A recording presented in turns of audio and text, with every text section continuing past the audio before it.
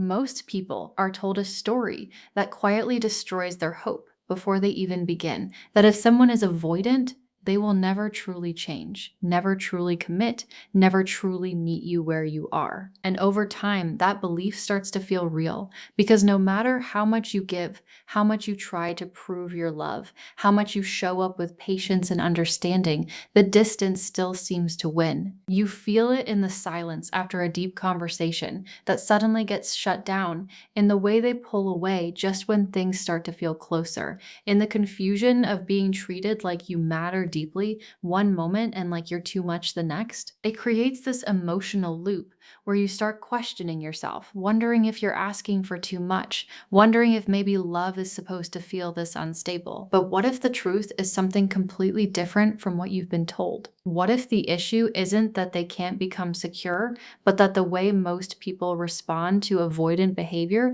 actually reinforces the very walls they're trying to break through? And what if there are specific strategies, subtle but powerful, that can shift this entire dynamic in a way that feels almost surprising when it starts to work? Because avoidant partners are not disconnected because they don't feel, they are disconnected because they feel too much in a way they were never taught how to process safely. Closeness doesn't register as comfort to them the way it might for you. It often registers as pressure, as expectation, as a quiet loss of control. And when that internal alarm goes off, it doesn't matter how genuine your intentions are. It doesn't matter how much love you bring into the connection. Their instinct is to create space, to protect themselves from something they can't fully explain even to themselves. That's why so many relationships with avoidance feel like a constant push and pull, because one person is trying to move closer to feel secure, while the other is pulling away to feel safe. And the more this pattern repeats, the more both people become locked into roles they never consciously chose, one becoming more anxious and the other becoming more distant. But this is where everything starts to change, because when you understand this dynamic deeply, you stop reacting in ways that feed it, and you start responding in ways that gently reshape it. The truth that most people miss is that intensity does not translate as love to an avoidant. It translates as pressure. The long emotional messages, the constant need for reassurance, the urge to fix every moment of distance immediately, all of it comes from a place of care, but it lands in a way that feels overwhelming on the other side. It creates a subtle weight in the connection where they start to feel like they are responsible for regulating not just their own emotions, but yours as well. And for someone who already struggles with emotional closeness, that weight becomes too much to carry. So they do what they've always learned to do. They step back, they go quiet, they create distance, not because they don't care, but because it's the only way they know how to breathe again. And if you've ever felt that shift happen, where everything feels close and then suddenly distant, you've already experienced this pattern in motion. So instead of trying to push through that distance, instead of trying to close the gap with more effort, more explanation, more emotional intensity, the real shift begins when you do something that feels almost counterintuitive at first. You stop over pursuing. You stop filling every silence. You stop trying to force clarity in moments where they are already overwhelmed. And this is not about playing games or pretending you don't care. It's about creating a different emotional environment where closeness doesn't feel like pressure. Because when you step back slightly, something unexpected happens, the dynamic starts to rebalance itself, the constant pressure they felt begins to lift, and for the first time, they have the space to actually move toward you on their own terms. And that movement, even if it's small, even if it's slow, is far more meaningful than anything that was ever forced. This is where a lot of people struggle, because pulling back can feel like losing control of the connection. It can feel like you're risking everything you've built. Like if you don't keep showing up in the same intense way,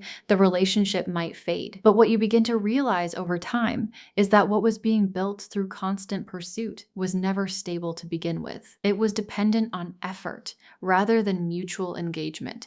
And when you shift out of that role, when you allow space without panic, when you trust that connection doesn't have to be forced every moment to exist, you create something entirely different. You create curiosity. You create room for them to feel your absence in a way that isn't threatening, but noticeable. And for someone who is used to always having that emotional pressure present, that absence can feel like a quiet invitation rather than a demand. At the same time, it's important to understand that avoidants don't open up Because they are convinced through logic or pressured through conversations, they open up because they feel safe enough to do so. And safety, in this context, doesn't mean constant talking or constant emotional processing. It means being around someone who doesn't react intensely to every shift, someone who doesn't turn moments of distance into conflict, someone who allows emotions to exist without immediately trying to control them. Because for an avoidant, one of the deepest fears is losing autonomy within a relationship, feeling like closeness will come at the cost of their independence. And when every interaction feels like it's leading toward a deeper emotional demand,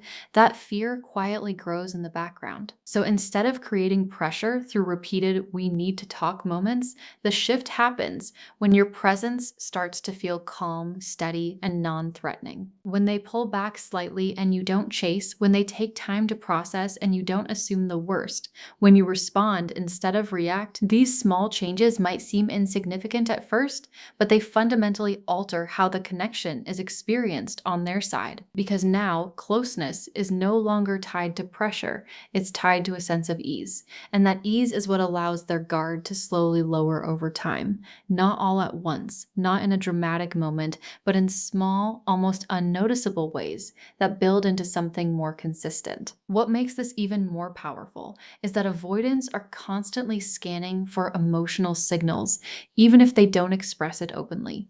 They notice when your tone shifts, when your energy changes, when your responses carry an underlying tension. And when that tension disappears, when your presence becomes grounded instead of reactive, it creates a different kind of connection that they don't feel the need to escape from. It becomes something they can stay in a little longer, something they can explore without feeling overwhelmed. And that's where the real transformation begins, not in forcing them to change, but in creating an environment where change feels safe enough to happen naturally. And as you begin to embody this shift, something else starts to change within you as well. You stop measuring the relationship by how much reassurance you receive, and you start measuring it by how it actually feels to exist within it. You become more aware of your own emotional state, more grounded in your own sense of self, less dependent on constant validation to feel secure. And this is where the dynamic begins to evolve in a deeper way. Because avoidants don't just respond to what you say or do,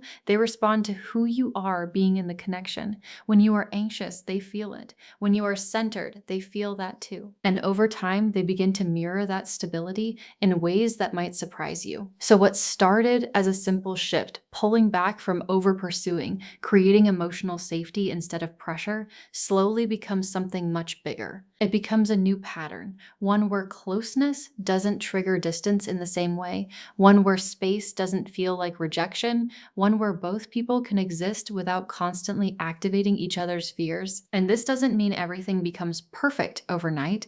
It doesn't mean there won't be moments of distance or uncertainty, but it does mean that the foundation of the connection begins to change. It becomes less about chasing and pulling away, and more about allowing and responding. And in that space, something powerful happens. The avoidant partner, who once felt the need to protect themselves from closeness, starts to experience it differently, not as something that takes away their freedom, but as something that can exist alongside it, not as pressure, but as choice. And when someone begins to feel that shift internally, when they realize that being close doesn't automatically mean losing themselves, that's when they start to move towards security. Not because they were forced, not because they were convinced, but because for the first time it actually feels safe enough to stay. When it finally starts to feel safe enough for them to stay, something subtle but deeply important begins to shift beneath the surface. Something that most people don't immediately recognize because it doesn't look dramatic, it doesn't come with big declarations or sudden emotional breakthroughs. It shows up in quieter ways, in the pauses that feel less tense, in the conversations that don't end as abruptly, in the small moments where they choose to remain present instead of instinctively pulling away. And if you're not paying attention, you might miss it entirely because it doesn't match the intensity you've been conditioned to look for. But this is exactly where many people make a critical mistake, because when these small openings appear, the instinct is to lean in harder, to ask for more, to finally try to get all the clarity and reassurance that felt out of reach before. And without realizing it, that same pressure begins to rebuild again. Because to an avoidant, even positive attention can feel overwhelming when it comes too quickly or too intensely. When they open up just a little and it's immediately met with a flood of emotion, questions, or expectations, it can feel like stepping into something they're not ready to sustain. So instead of continuing forward, they retreat again, not because they regret opening up, but because the response made it feel unsafe to keep going. And this is where understanding emotional pacing becomes everything. It's not just about creating safety once, it's about maintaining it consistently, especially in the moments where progress starts to show. So instead of reacting with intensity when they lean in, you begin to respond with steadiness. You acknowledge the moment without magnifying it. You allow it to exist without turning it into a bigger emotional event than it needs to be. And this might feel unnatural at first because part of you wants to celebrate it, wants to secure it, wants to make sure it doesn't disappear again. But what actually keeps it from disappearing is not how strongly you react to it, it's how safe it feels to repeat it. When vulnerability is met with calm acceptance instead of heightened emotion, it becomes something they can return to without fear. And over time, this creates a completely different emotional rhythm in the connection. Instead of feeling like every step forward will lead to overwhelming expectations, it begins to feel manageable, even comfortable. They start to realize that opening up doesn't automatically trigger pressure, that being present doesn't mean they'll lose control of their space. And as that realization deepens, their willingness to engage starts to grow. Not all at once,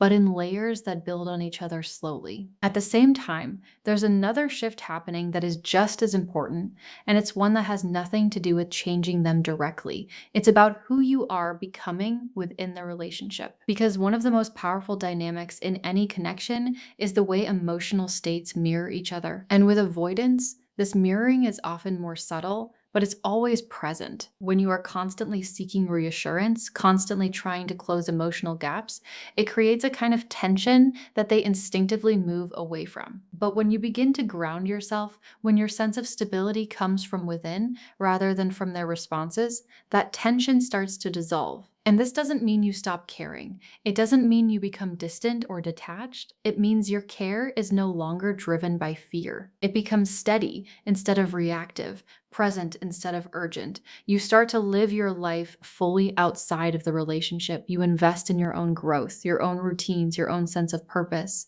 And as you do that, something interesting happens. The relationship stops feeling like the center of your emotional world and starts becoming a part of it instead. For an avoidant partner, this shift is incredibly impactful, even if they never say it out loud. Because one of the things that often triggers their distancing is the feeling that they are becoming someone else's entire emotional anchor. That kind of dependence, even when it's unintentional, creates pressure that they don't know how to handle. But when they sense that you are grounded, that your emotional state isn't constantly fluctuating based on their behavior, it removes that pressure in a way that words never could. And this is where the concept of becoming secure yourself starts to take on a deeper meaning. It's not just about managing your reactions. It's about fundamentally shifting the way you experience the connection. You're no longer waiting for them to show up in a certain way for you to feel okay. You already feel okay. And you're choosing to engage with them from that place. And that choice changes everything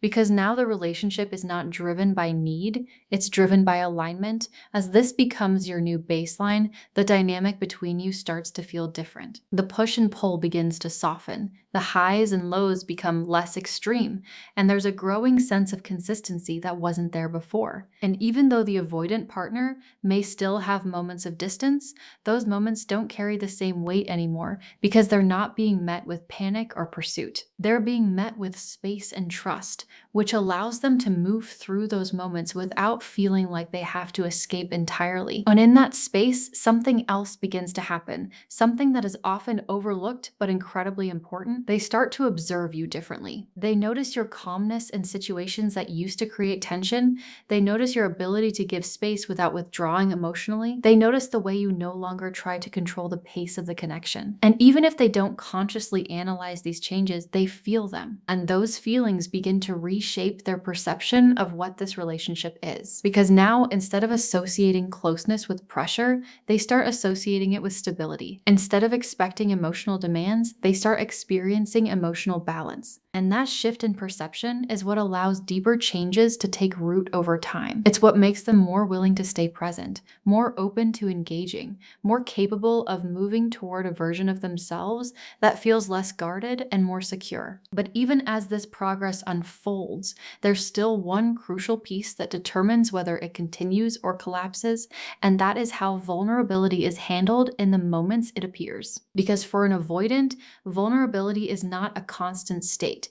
It comes in brief windows, small openings that require a very specific kind of response to grow. And if those windows are met with anything that feels like judgment, pressure, or emotional overwhelm, they close just as quickly as they opened. This is why it becomes so important to recognize those moments for what they are, not opportunities to extract more, but opportunities to reinforce safety. When they share something personal, when they express emotion, when they let you see a side of them that is usually hidden, your response shapes what happens next. If it feels safe, they will remember that.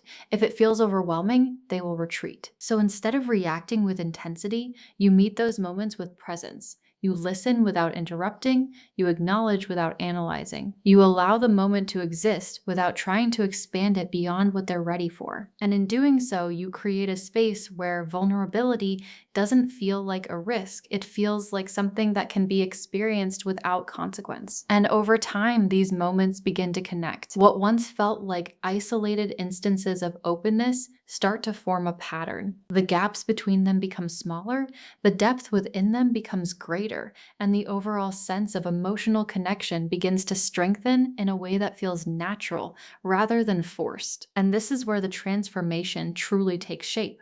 Not in one big moment, but in a series of small, consistent experiences that gradually change how the relationship is felt on both sides. Because at the end of the day, avoidants don't move toward security because they are told to. They move toward it because they experience something different enough, safe enough, consistent enough that their old patterns no longer feel necessary. And when that happens, when the environment around them no longer triggers the same defenses, they begin to let go of those defenses in ways that feel almost effortless. And what you start to see then is not a completely different person, but a different version of the same person, one who is a little more open, a little more present, a little more willing to stay instead of run. And that version doesn't emerge because they were changed from the outside. It emerges because for the first time, they feel like they don't have to protect themselves in the same way anymore. And when they begin to feel like they don't have to protect themselves in the same way anymore,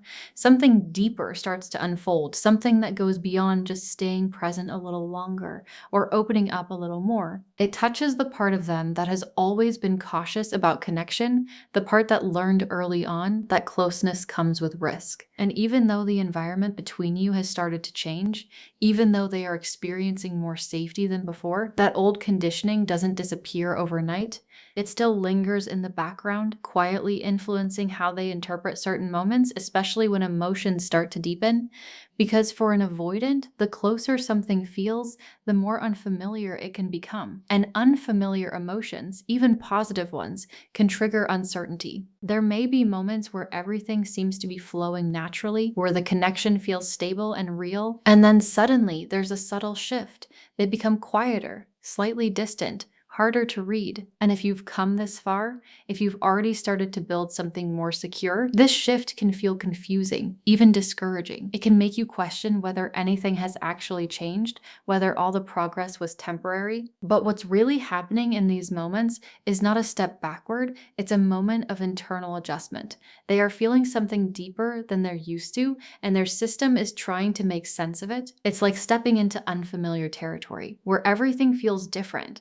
Not necessarily unsafe, but not fully comfortable yet either. And in those moments, their instinct may still be to create a little distance, not to escape the connection, but to regulate themselves within it. And this is where your response becomes incredibly important again, because this is the stage where many people unintentionally undo the progress they've made. The instinct might be to bring attention to the shift immediately, to ask what's wrong, to try to pull them back into closeness as quickly as possible. But that that urgency, even when it comes from care, can feel like pressure again. It can make them feel like they are expected to maintain a level of emotional presence that they are still learning how to hold. So instead of reacting to the shift, you begin to allow it. You stay grounded in your own energy. You don't chase the distance. You don't interpret it as rejection. And by doing that, you send a powerful message without saying a word that the connection is stable enough to hold both closeness and space. And that message is what allows them to move through those moments without escalating them into full withdrawal. Because now, distance doesn't automatically lead to conflict or pressure. It becomes just another part of the emotional rhythm between you, something that can exist without threatening the entire connection. And as this pattern repeats, their need to create distance begins to soften because the environment no longer amplifies it. At the same time, something equally important is happening in the way you respond to their vulnerability when it deepens. Because as they start to feel more comfortable, the vulnerability they show may become more significant. It may involve sharing thoughts or feelings they've kept guarded for a long time, expressing needs they're not used to voicing, or even showing uncertainty about the relationship itself. And these moments can feel intense, not just for them, but for you as well. Because now, the connection is moving into a space that feels more real, more meaningful, and with that comes a natural desire to hold on to it more tightly. But this is where one of the most powerful strategies continues to play a role, rewarding vulnerability without overwhelming it. When they open up in deeper ways, your response shapes how safe that depth feels to them. If it's met with too much intensity, too many questions, or an immediate push for even more clarity, it can feel like stepping into something they're not ready to sustain. But when it's met with calm presence, genuine understanding, and emotional steadiness, it creates a sense of safety that encourages them to keep going. You're not trying to extract more from the moment. You're allowing the moment to be enough. And in doing that, you remove the pressure that often causes them to shut down again. You show them that they don't have to perform vulnerability perfectly, that they don't have to meet a certain emotional standard to stay connected, and that acceptance is what makes vulnerability feel sustainable instead of exhausting. Over time, this changes how they relate to their own emotions. What once felt like something to avoid starts to feel more manageable, more familiar. They begin to trust that they can express themselves without losing control, that they can stay present without being overwhelmed. And that trust is not built through words alone. It's built through repeated experiences where opening up leads to safety instead of pressure. And as this trust deepens, something else begins to shift, their perception of space. Because earlier in the connection, space may have been their primary way of regulating emotions, a way to regain control when things felt too intense. But now, as the emotional environment becomes more balanced, their need for that space begins to change. It doesn't disappear completely, but it becomes less about escaping and more about maintaining a healthy sense of self within the connection. And this is where the balance between giving space and maintaining your own standards becomes crucial. Because allowing space does not mean accepting inconsistency or emotional unavailability without question. It means understanding the difference between healthy distance and avoidance that prevents the relationship from growing. And as you become more secure in yourself, that distinction becomes clearer. You no longer tolerate patterns that leave you feeling unseen or undervalued, but you also don't react to every moment of distance as if it's a threat. You respond with clarity instead of emotion, with boundaries instead of fear. And this creates a dynamic where both people are responsible for the quality of the connection, not just one person carrying the emotional weight. For the avoidant partner, this balance is incredibly important because it shows them that the relationship is not something they have to control or escape from, but something they can participate in without losing themselves. It removes the extremes that often define avoidant dynamics, the feeling of being either too close or too distant, and replaces it with something more stable, more sustainable. And as the stability becomes more consistent, their behavior begins to reflect it. They may start initiating contact more often, staying engaged in conversations longer, showing interest in ways that feel more intentional. And while these changes might still be gradual, they carry a different kind of energy. They're not reactions to pressure, they're choices made from a place of comfort. And this is where the transformation becomes visible in a way that feels real, not because everything is perfect, not because all challenges have disappeared, but because the underlying dynamic has changed. The connection no longer feels like something that has to be managed constantly.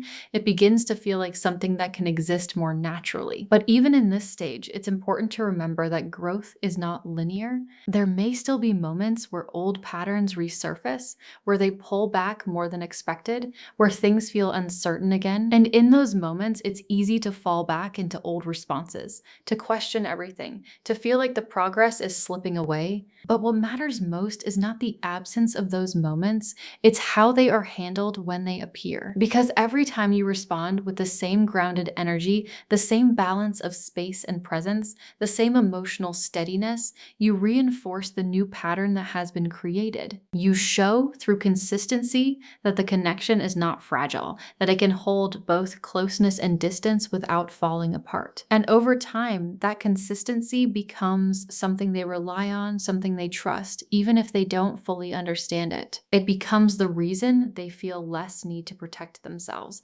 less need to create distance, less need to hold back. And in its place, a new way of relating begins to form, one that feels less driven by fear and more guided by a sense of safety that has been built piece by piece. And this is where the shift towards security truly takes hold, not as a sudden change, but as a gradual transformation that reshapes how both people experience the relationship. A transformation that doesn't force anything, doesn't rush anything, but allows something real to develop at a pace that can actually last.